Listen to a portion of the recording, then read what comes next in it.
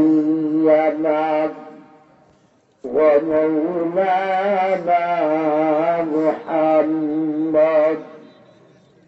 محمدا عبده ورسوله أرسله بالحق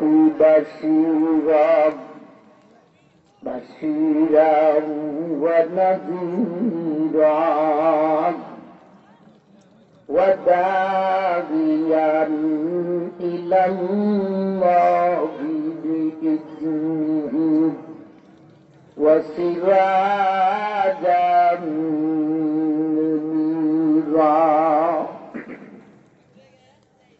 أما بعد فقد قال الله تعالى في كلامه المجيد وفرقانه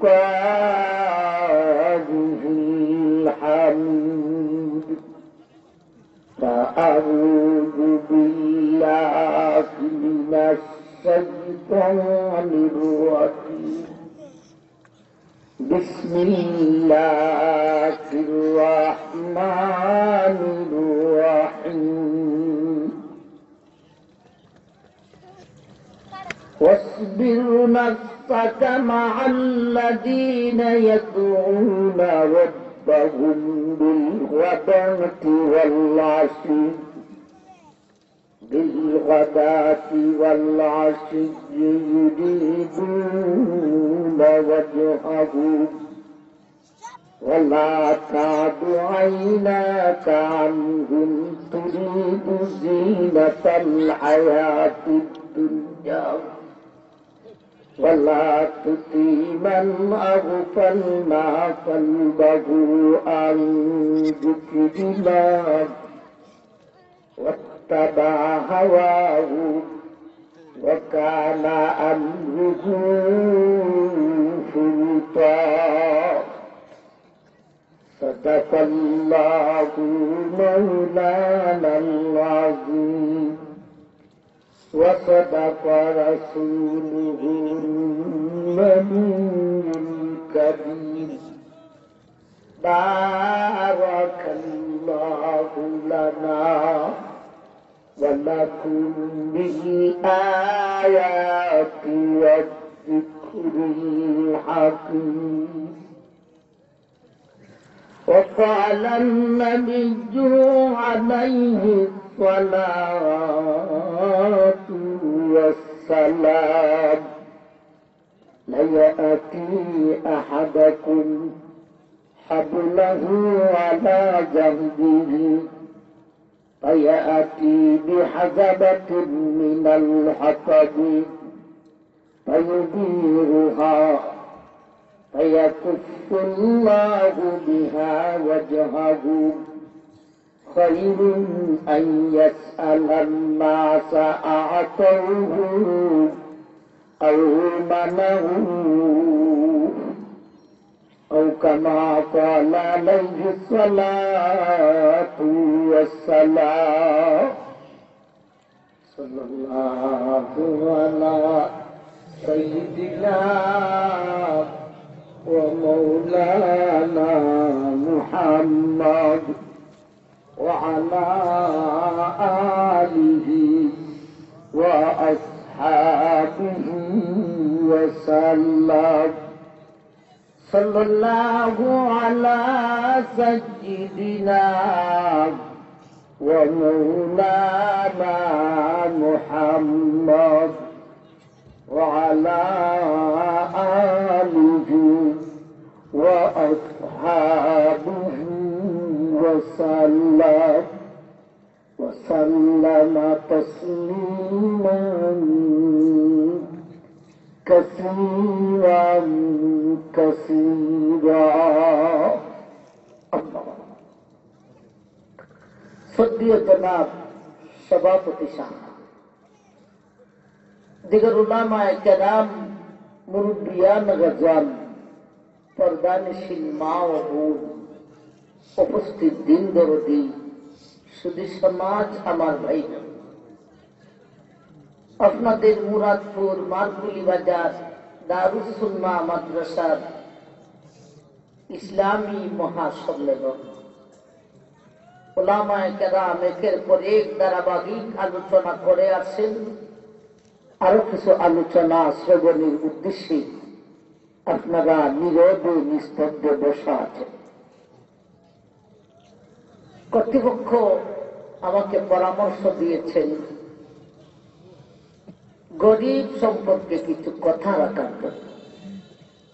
সমাজে কিছু কিছু ধনবানরা গরিবকে অবজ্ঞা করে, কেউ প্রতিপন্ন করে। এটার বিধানটা কি তা জানার জন্য কর্তৃপক্ষ আমাকে আবদার করেছে। সে হিসাবে আমি আমার খুতবাতে 15 নম্বর পারা সূরা কাহাফে 28 নম্বর আয়াত কানা তিলাওয়াত করেছি। তারই পাশাপাশি নবীজির একখানা হাদিস পাঠ করেছি।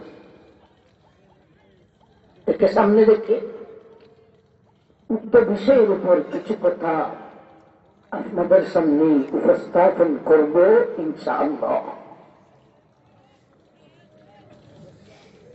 আসলে রাত্রিও বেশি হয় নাই, আমার বসতে 1 মিনিট লেট হয় না। আমি ওয়াদা দিচ্ছি 10:30টায় বসব ইনশাআল্লাহ। মাশাআল্লাহ, আল্লাহ আমাকে 10:30টায় পৌঁছাইছেন, স্টেজ হইতে বলছি। আরেকবার আগের প্রোগ্রামে খাওয়াইতে চাইছে, আমার খাইতে গেলে আধা ঘন্টা যাইব, সে দেখি দেওয়া লাগছে। খাইতে গেলে 11টা বাজে যাবো ওইখানে বসতে, সেটা চলেই যাই। আল্লাহ রাস্তায় চলার পথে যে মোবাইল গেছে আপনাদের এখান থেকে অনেকটা রিসিভ করছি, অনেকটা রিসিভ করছি। আমরা এমনি প্রোগ্রাম করতে করতে দুর্বল, আর মোবাইল করতে করতে মোবাইলে ফেরি করতে করতে আমরা রান্নায় কত মানত। আলহামদুলিল্লাহ, আমি যেখানে যে ওয়াদা করছি, আমরা গরিব কাটা মাইফা চলি, এই ওয়াদা মোতাবিক পৌঁছার চেষ্টা করি, আল্লাহ পৌঁছাই দেন, সে হিসাবেই ওয়াদা করি। মাশাআল্লাহ, আপনারা বসছেন সুন্দর হইয়া। আমি আলোচনায় যা জিজ্ঞেস করব, হা না ঠিক বেটিকের উত্তরটুকু সবাই জোরে সোরে দিতে হবে, পারবেন? গুরুত্বপূর্ণ কথা শুনলে জোরে সোরে সুবহানাল্লাহ বলতে হবে, পারবেন? ভাইজান, সমাজে 2 জাতের মানুষ আছে, কেউ ধনী আর কেউ গরিব। এর বাহিরে কোনো মানুষ নাই। অনেকে বলে আমি ধনীও না গরিবও না, একতালে আসে। এই কথা সত্য না। হয়তো ধনী নয়তো গরিব, ধনীও না গরিবও না এমন কোন সুরত হতে পারে না। ভাই, সমাজে রোগের কোনো অভাব নেই।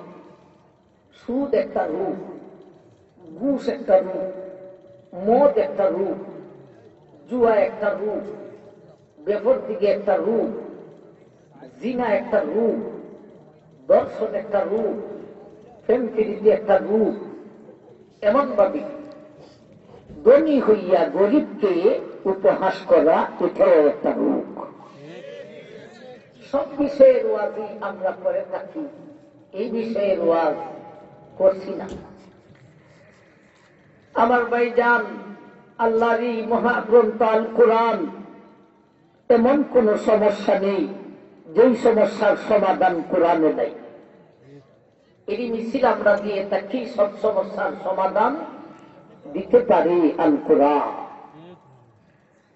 আজকে যে একটা সমস্যা, ধনী হইয়া গরিবরে উপহাস করে, এই সমস্যার সমাধান আল্লাহ কোরআন দিয়েছেন। তাও দিয়েছেন তেলাওয়াতকৃত সূরা কাহাফের 28 নম্বর আয়াত। واصبر نفسك مع الذين يدعون ربهم بالغداة والعشي يريدون وجهه ولا تعد عيناك عنهم تريد زينة الحياة الدنيا ولا تطع من أغفلنا قلبه عن ذكرنا واتبع هواه وكان أمره فرطا। এগুলো আয়াত বলতেছিলাম। সমাজে দুই ধরনের মানুষ, কেউ ধনী আর কেউ গরিব। কে ধনী আর কে গরিব শরীয়ত এটার একটা স্কেল দিয়েছে, একটা মাপকাঠি দিয়েছে। যার উপর যাকাত ফরজ সে ওই ধনী, যার উপর যাকাত ফরজ নয় সে ওই গরিব। যাকাত ফরজ কার উপরে? যার কাছে 7.5 ভরি স্বর্ণ অথবা 52.5 ভরি রূপা আছে, এর উপরে যাকাত ফরজ। বা তো এই পরিমাণে যদি টাকা করি থাকে, বা তো এই পরিমাণে যদি কোন বস্তু থাকে, হাওয়াই যে আসলিয়া ছাড়া, নিত্য প্রয়োজনীয় ছাড়া, ঋণ ছাড়া, আবার এই সম্পদ তার কাছে 1 বছর সঞ্চয় থাকতে হবে, তাইলে লোকটার উপর যাকাত ফরজ। এতটুক যার কাছে নাই, লোকটার উপর যাকাত ফরজ নয়। যার উপর যাকাত ফরজ সে ওই ধনী, যার উপর যাকাত ফরজ নয় সে ওই গরিব। আমার ভাই, ধনী আবার 3 প্রকারের, গরিব 3 প্রকারের। ধনী 1000 কোটি, লাখ কোটি, কোটিপতি। গরিব আবার 3 প্রকারের, ফকির গরিব, বেকার গরিব, শ্রমিক গরিব। ফকির গরিব কারে কয়? যার ধন নাই। ধন উপার্জনের জন্য তার গায়ে শক্তি নাই, হয়তো লোকটা কমজোর, নয়তো লোকটা মাজুর। ধন উপার্জন করতে পারে না, হয়তো শক্তি নাই, নয়তো তার যে কোনো একটা অঙ্গ নাই, এর বলে ফকির গরিব। বেকার গরিব কাকে বলে?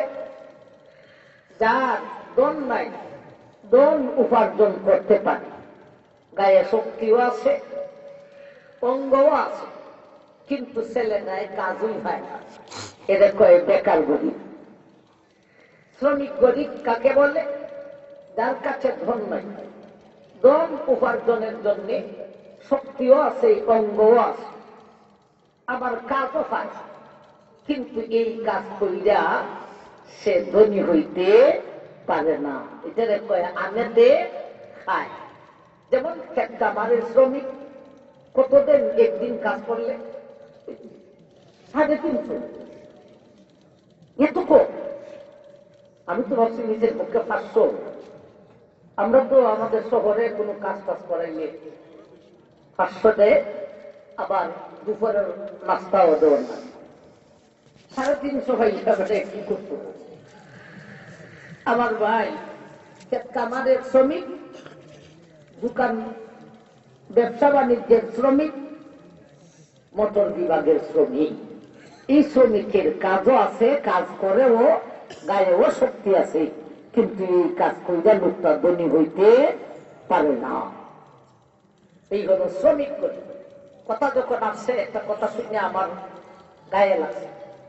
350 টাকার শ্রমিককে দিলে এবারটা চলতো কেন? এটা আপনারা বাড়াইবার চেষ্টা করবেন। আমি আজকে গরিবের পক্ষে তো কথা বলছিলাম। আমার 350 হয় না, এটা 500 করবে। যাই হোক, গরিব কয় প্রকারের হলো? 3 প্রকারের। ফকির গরিব, বেকার গরিব, শ্রমিক গরিব। এই 3 প্রকারের ধনীরা 3 প্রকারের গরিবকে উপহাস করে। উপহাস আবার করে 4 ভাবে। কয়ভাবে উপহাস করে? 4 ভাবে। নবীর যুগের বেঈমানরা গরিব মুসলমানকে উপহাস করেছিল 4 ভাবে। আমার পকেট থেকে বলতেছি না, আয়াতের তফসিরের অধীনে লিখছেন সাইডভাবে উপহাস করে। একটা উপহাস করলো দন নাই, ওর কিচ্ছুই নেই, ওর সাথে চলাফেরা করে মানব তেমনি উপহাস, দন নাই বলে উপহাস। আর একটা হলো কাজের উপর উপহাস, কি কাজ করে? আমরা হইলাম মার্চেন্ট, আমরা হইলাম জমির মালিক, এ হইল হামলা দোকানের শ্রমিক, এর সাথে চলাফেরা করে আমার মান বইটা। কাজের উপর উপহাস। যেমন আমাদের দেশে বইলা থাকে রিস্কা বাউরা মনে সিংহা, ঠেলা বাউরা বরিশাইয়া, মাটি হাটরা নহাইয়া। এটা কি মান দিবার লাগে হয় না উপহাস করে? উপহাস করে, কাজের উপর উপহাস। 3 নম্বরে পোশাক পরিচ্ছেদের উপর উপহাস। কাপড় চোপড় দেখলে ঘৃণা করে, ওর সাথে চলাফেরা করিয়া সমাজ করিয়া আমার টেরাসের লস করতাম। 4 নম্বরের উপহাস খাদ্য দ্রব্যের উপরে। ঈদলের সুররা খাইতে খাইতে এটা পাঙ্কাশের মাছ আর হারামের মুরুখ, আমরা দেশি মাছ ছাড়া দেশি মুরুখ ছাড়া খাই না, ওদের সাথে সমাজ পূজা মান বৈঠাম। এই হলো সাইডভাবে উপহাস। দন্যাই বলে উপহাস, কাজের উপর উপহাস, পোশাক পরিচ্ছেদের উপর উপহাস, খাদ্য দ্রব্যের উপরে উপহাস। ধনীরা 3 জাতের গরিবকে এই সাইডভাবে উপহাস করে। এখন আমরা তলিয়ে দেখতাম এইভাবে ধনী হইয়া 3 জাতের গরিবকে এই সাইডভাবে উপহাস করা শরীয়ত মোতাবিক তার বিধানটা কি? এটা কি জায়েজ না না জায়েজ, হালাল বা হারাম, এর বিধানটা আমরা বুঝতাম। আমরা এতক্ষণে আমার ভাইজান আলোচনার ভূমিকা পেশ করলাম। কোন বিষয়ের আলোচনা হইত? 3 প্রকারের গরিবকে সারিভাবে উপহাস করার শরীয়তের বিধানটা কি? মূল বিষয়টাকে কয়েকটা ভাগে ভাগ করবে। একটা হলো এর বিধানটা কি, এমন ভাবে উপহাস করা যায় না না যায়। আরেকটা হলো যদি না যায় হয়ে থাকে এর কারণটা কি। আরেকটা হলো যদি না যায় দিল হয়ে থাকে তাইলে দুনিয়া আখেরাতে ওর শাস্তিটা কি। এই বিধানটা আল্লাহ বুঝে দিয়েছেন তেলাওয়াতকৃত সূরা কাহাফের 28 নম্বর আয়াতে। একবার সুবহানাল্লাহ বলতেন না? واصبر نفسك مع الذين يدعون ربهم بالغداة والعشي يريدون وجهه ولا تعد عيناك عنهم تريد زينة الحياة الدنيا ولا تطع من أغفلنا قلبه عن ذكرنا واتبع هواه وكان أمره فرطا। ও দুনিয়ার মানুষ, এমন ভাবে ধনী হইয়া গরিবকে উপহাস করা, 3 জাতের গরিবকে সারিভাবে উপহাস করার বিধানটা বুঝাই দেওয়ার জন্য আমি আল্লাহ সূরা কাহাফের 28 নম্বর আয়াত কানা নাযিল করিলাম। এই আয়াতের মাধ্যমে বিধানটা বুঝতে হলে, এমন উপহাস যায় না না যায়, এই বিধানটা বুঝতে হলে আগে আয়াতের শানে নুজুলটা শুনতে হবে। আর আয়াতের শানে নুজুল বুঝতে হলে এর আগে আয়াত কান্দি সূরাতে আছে সূরা কাহাফ, সূরা কাহাফের শানে নুজুল খান শুনতে হয়। আমরা আগে সূরা কাহাফের শানে নুজুল শুনবো, এরপরে 28 নম্বর আয়াতের শানে নুজুল শুনবো, এরপরে বিধানটা বুঝবো যায় না না যায়। আসুন এই সূরা কাহাফের শানে নুজুল। বেঈমান কাফির মুশরিকেরা আল্লাহর নবী, আপনি আমার নবী, আকায়ে নামদার তাজদারে মদিনা সরওয়ারে কায়নাত মুহাম্মদুর রাসূলুল্লাহ সাল্লাল্লাহু আলাইহি ওয়াসাল্লাম, ওনাকে পরীক্ষা করার জন্য, তিনি নবী না নবী না, এই পরীক্ষা করার জন্য বেঈমান কাফির মুশরিকেরা 3টা প্রশ্ন নিয়ে নবীজির দরবারে হাজির হইল। এই তিনটা প্রশ্ন তারা শিখাইছে মদিনার তৈরি তিন দিল কিতাবের আলেমরা শিখাইয়া দিছে।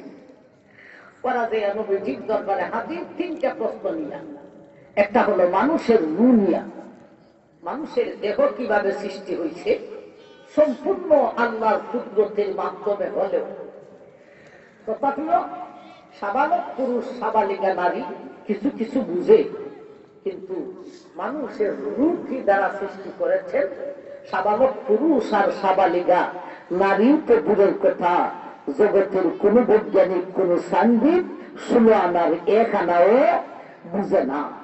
1 নম্বর প্রশ্ন হলো সেই রূহ নিয়া, রূহ কি দ্বারা সৃষ্টি হয়েছে। 2 নম্বর প্রশ্ন হলো অতীত যুগে কতজন যুবক এরার বাপ দাদা সবাই ছিল বেঈমান, ওরা দেবতা পূজা করতে গিয়া গবেষণা করে চিন্তা ভাবনা করে এদের কাছে কোন নবী, কোন রসুল, কোন ওলি, কোন গোস, কোন কুতুব, কোন আল্লাহওয়ালা ইমানের দাওয়াত নিয়ে যাইতে হয় নাই। এরা দেবতা পূজা করতে গিয়া নিজে নিজে কালিমা পড়ে মুসলমান হয়েছিল। সেই দেশের রাষ্ট্রপ্রধানের পক্ষ থেকে এদের উপর নির্যাতন শুরু হলো। এমন নির্যাতন থেকে রক্ষা পাওয়ার জন্য এরা ছিল 7 জন যুবক। এই যুবকরা তাদের দেশের একটি পাথুরি পাহাড়ের শুরুতে আশ্রয় গ্রহণ করেছিলেন, যাদেরকে আরবিতে বলে আসহাবে কাহাফ, বাংলাতে বলা হয় গুহাবাসী। 2 নম্বর প্রশ্ন হল গুহাবাসীর ইতিহাস শুনিয়া এই ইমানদাররা সেই গুহাতে একটানা 309 বছর পর্যন্ত বিনা খাবারে বিনা পান করণে জীবিত ঘুমিয়ে রয়েছিল। 2 নম্বর প্রশ্ন হলো সেই গুহাবাসীর ইতিহাসটুকু নিয়া গুহাবাসীরা কিভাবে ঈমান আনলো, কিভাবে সেখানে রইল, কিভাবে এতদিন রইল। 3 নম্বর প্রশ্ন হলো একজন রাষ্ট্রপ্রধানের ইতিহাস নিয়া। এক রাষ্ট্রপ্রধান, তিনি ছিলেন আল্লাহর এক ওলি। উনি বিশ্বের মিডিলে ছোট্ট একটি রাষ্ট্রের রাষ্ট্রপ্রধান ছিলেন। ইনি ওনার দেশে ইসলামী আইন বাস্তবায়ন করলেন। এরপরে ওনার বাহিনী নিয়া উনি সারা বিশ্বে ছড়িয়ে গেলেন, রাষ্ট্রে রাষ্ট্রে ঢুকলেন এবং বিনা যুদ্ধতে সবটি রাষ্ট্রকে বিজয় করে সারা বিশ্বকে একনায়ত্ত করে সারা বিশ্ব জুড়ে ইসলামী আইন বাস্তবায়ন করেছিলেন। 3 নম্বর প্রশ্ন হলো সেই রাষ্ট্রপ্রধানের ইতিহাস নিয়া উনি কোন বাচ্চা সারা বিশ্বকে কিভাবে বিজয় করলেন, কিভাবে আল্লাহর জমিনে আল্লাহর আইন বাস্তবায়ন করলেন। এই হলো 3টা প্রশ্ন। একটা হলো রূহ নিয়া, আরেকটা হলো গুহাবাসীর ইতিহাসটুকু নিয়া, আরেকটা হলো সেই রাষ্ট্রপ্রধানের ইতিহাসটুকু নিয়ে। আল্লাহ নবী বললেন, আমি যদি প্রশ্নের উত্তর দিতে পারি তা কি হবে? তোমরা যে প্রশ্ন নিয়ে আসছো কি হবে বলতে, মুহাম্মদ আমরা মক্কার ছোট বড় শিশু জোয়ান বুড়া শিক্ষিত অশিক্ষিত নারী পুরুষ এক কথায় সারা মক্কার সমস্ত মানুষ আমরা তোমার হাতে হাত ধরে কালিমা পড়ে মুসলমান হয়েছে। আল্লাহ নবী এই সমস্ত প্রশ্নের উত্তর জানেন না। আমার ভাই তথাপিও তিনি ওয়াদা করলেন, ঠিক আছে তোমাদের প্রশ্নের উত্তর আগামী করল দিবে, আগামী করল প্রশ্নের উত্তর দিবে। আমার ভাই জান নবীজি এই সমস্ত প্রশ্নের উত্তর জানেন না, আগামী করল উত্তর দিবেন। এই ওয়াদাটা করলেন যে কোন আশায় আর কোন ভরসায়? আশা আর ভরসা একটাই ছিল, আল্লাহ আমাকে নবী বানিয়ে পাঠাইছেন ইমানের দাওয়াত দেওয়ার জন্য। আর এরা মাত্র 3টা প্রশ্নের উত্তর দিতে পারলে আমার স্বদেশের বেঈমানরা কালিমা করে মুসলমান হয়ে দিব। এমন প্রশ্নের উত্তর আল্লাহ জিবরাইলের হাতে দিয়া কিছুক্ষণের ভিত্তি আমার কাছে পাঠিয়ে দিলেন। তথাপিও আমার দেশে বেঈমানদের কাছে আমি যেন শরম না পাই, এজন্য তিনি 24 ঘন্টা সময় হাতে দিয়া ওয়াদা করলেন, আগামী করলে তোমাদের প্রশ্নের উত্তর দিব। আমার ভাই কিছুক্ষণের ভিতরে ওহী আসবে দূরের কথা, 24 ঘন্টা পারি দিল, ওহি আসে নাই, নবীজি উত্তরও দিতে পারেন নাই। এমনকি এরপরের দিন, এরপরের দিন, এরপরের দিন, এমনকি একটানা 14টা দিন পর্যন্ত ওহি আসে নাই, নবীজি উত্তরও দিতে পারেন নাই। এরা হালাহালি লাফালাফি কে দেখে, হ্যাঁ এতদিনে মুহাম্মদের রোগ দিয়ে ফেলেছি, কোনো ইল্লাল্লাহ লইয়াই খুব। আমার ভাই একটানা 14টা দিন এরা খুব নাচানাচি করলো, আর নবীজির ছিল বড় পেরেশানি। একটানা 14টা দিন পরে 15 নম্বর দিনের মাথায় প্রশ্নগুলির উত্তর দেওয়ার জন্য আল্লাহ সূরা কাহফকে নাযিল করলেন। আমার ভাই প্রশ্নের উত্তর আইসা গেছে, তবে লেইটে আইছে। লেইটে কেন আসলো এর উত্তর এখন দেওয়া সম্ভব না, আমরা দেখলাম আসল আলোচনা শেষ। আমার ভাই যান আল্লাহ উত্তর দিয়া পাঠাইলেন। 1 নম্বর প্রশ্নের উত্তর দিলেন, ইয়াসআলুনাকা আনির রূহ কুলির রূহু মিন আমরি রাব্বি। দুনিয়ার মানুষ, বেঈমান কাফির মুশরিকেরা আমার হাবিবকে প্রশ্ন করেছিল রুহিয়া, আমি সেই প্রশ্নের উত্তর দিলাম কুলির রূহু মিন আমরি রাব্বি। জান, এটা হলো আমি আল্লাহর একটা আদেশ মাত্র। এটা আমি আল্লাহর একটা আদেশ, এটা কোন বৈজ্ঞানিকে বুঝবে না, কেউ বুঝবে না এটা কি জিনিস। ইসরাফিলের সিংহায় দিলে সব ভাঙ্গে চুরমার হবে, কিন্তু এই মুখটা থাকবে। এজন্য মানুষের মৌতের বেলায় মানুষ মারা গেছে এই কথা এলান করে না, কয় ইন্তেকাল করেছে। মারা গেছে, মরছে দেখো, আর রুহে ইন্তেকাল করেছে। রু মরে না, এক স্টেশন ছাইরা আরেক স্টেশনে যায়। দুনিয়ার স্টেশন ছাড়িয়া কয়বারের স্টেশনে গেছে। আমার ভাই, এই রুটা এটা মাত্র আল্লাহর একটা আদেশ, এটা কেউ বুঝবে না। যাই হোক, প্রশ্নের উত্তর তো আসে। এখন আসুন 2 নম্বর প্রশ্নের উত্তর, গুহাবাসীর ইতিহাস। নাহনু নাকুসু আলাইকা নাবাআহুম বিল হক ইন্নাহুম ফিতয়াতুন আমানু বিরাব্বিহিম ওয়াজিদনাহুম হুদা ওয়ারাবাতনা আলা কুলুবিহিম ইয ক্বামু ফাকালু রব্বুনা রব্বুস সামাওয়াতি ওয়াল আরদি লাম নাদ'উ মিন দুনিহি ইলাহান লাকাদ কুননা ইযান শাতাতা। ও দুনিয়ার মানুষ, আমার হাবিবকে বেঈমানেরা প্রশ্ন করেছিল গুহাবাসীর ইতিহাস জানার জন্য। আল্লাহ বলেন, নাহনু নাকুসু আলাইকা নাবাআহুম বিল হক। সেই গুহাবাসীর ইতিহাস আমি আল্লাহ আমার কুরআনে সত্য সত্য বর্ণনা করতেছি। সত্য সত্য বর্ণনা করতেছি কইয়া বর্ণনা শুরু করছেন। এই বর্ণনায় আমরা দেখতাম না গুহাবাসীর ইতিহাসের আলোচনা করতে হলে নিজের পক্ষে 3 দিন প্রয়োজন। উত্তর তো আছে। এখন 3 নম্বর প্রশ্ন, ইয়াসআলুনাকা আন যিল কারনাইন কুল তাতলু আলাইকুম মিনহু যিকরা। দুনিয়াবাসী, বেঈমান কাফির মুশরিকেরা আমার হাবিবকে প্রশ্ন করেছিল সেই রাষ্ট্রপ্রধানের ইতিহাস জানার জন্য। সেই রাষ্ট্রপ্রধানের নাম হলো যিলকরনাইন বাদশাহ। যিলকরনাইন বাদশাহ কিভাবে বিশ্ব বিজয় করলো, আল্লাহর জমিনে আল্লাহর আইন কিভাবে বাস্তবায়ন করলো। আমার ভাই, এখন বলেন প্রশ্নের উত্তর আসছে কিনা আসছে না? প্রশ্নের উত্তর তো এসে গেছে, তবে নিয়ে আইছে। আসতেছিল আগামী তুল্য, আসছে 14 দিন পরে। এখন প্রশ্নের উত্তর যেহেতু আসছে, ওরা ইমান আনতো না আনতো না? ওরা তো আদা করছে প্রশ্নের উত্তর দিতে পারলে ইমান আনবো। আসলে ওরা যে ওয়াদা করছিল ঈমান আনার উদ্দেশ্যে না, এরা 100 ভাগ বিশ্বাস ছিল এই কথা যে যে কঠিন প্রশ্ন, আমরা শিক্ষিত লোকরাই এই সমস্ত প্রশ্নের উত্তর জানি না, আর আবু তালিবের ভাতিজার লেখাপড়া নাই, এই বেটা এই সমস্ত প্রশ্নের উত্তর কই থেকে দিব, পারত না। সুতরাং এই উত্তর যখন দিতে পারবে না, আমরা ঈমানও আনন লাগবে না। এরা ভাবছে উত্তর আসবে না, আর 14 দিন এরা ভাবছে আসেই তো না। 14 দিন পরে যখন আমার ভাই উত্তর এসে গেছে, এখন তো লাগছে ভাদাবাদি, হ্যাঁ উত্তর দিলাইছে, সভ্য না, এমন প্রশ্নের উত্তর দিলাইছে।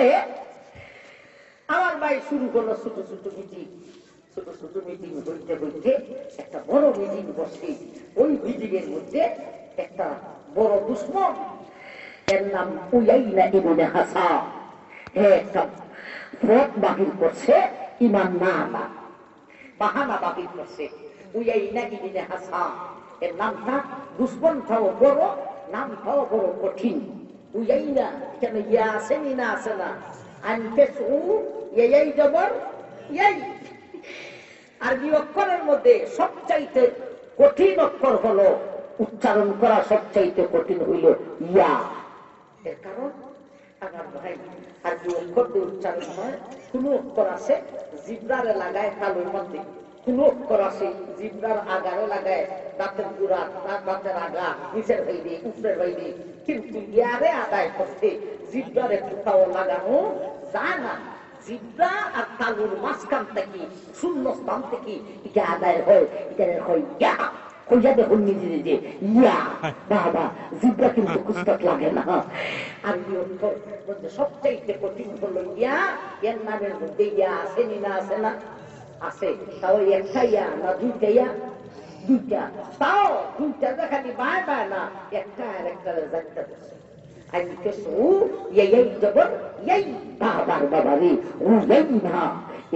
দুশ্মন বড় সত্য, নামরাও বড় কঠিন। একটা বাহানা বাহির করছে আমার ভাইজান। কি বাহানা বাহির করছে? আমরা সূরা কাহাফের শানে নুজুল শেষ করলাম, এখন 28 নম্বর আয়াতের শানে নুজুলে আসতেছি। আমার ভাই উয়াইনা ইবনে হাসানে কয়, শুনো, আমরা আবু তালিবের ভাতিজার দরবারের বিয়ে করল, আমরা তো ওয়াদা মোতাবিক ঈমান আনতাম, কথা ঠিকই আছে, কিন্তু আমরা ঈমান আনতে পারতাছি না আর একটা কারণে। কি কারণ? দেখেন কথা কেমনে আসে। কি কারণ? আমরা দিয়ে বলবো, তোমার উপর যে সমস্ত লোকেরা ঈমান আনছে, তোমার সাহাবী বিচিত্র সব গরিব, গোটা 2 জন বাদে সত্যি করে, এরা ধন নাই, আমাদের ধন আছে। এরা কি কাজ করে আর আমরা কি কাজ করি? আমরা হইলাম ক্ষেতের মালিক, এরা হইল ক্ষেতের খামলা, আমরা হইলাম দোকানের মার্চেন্ট, আর এরা হইল দোকানের শ্রমিক। আমাদের পোশাক পরিচ্ছেদ আর এদের পোশাক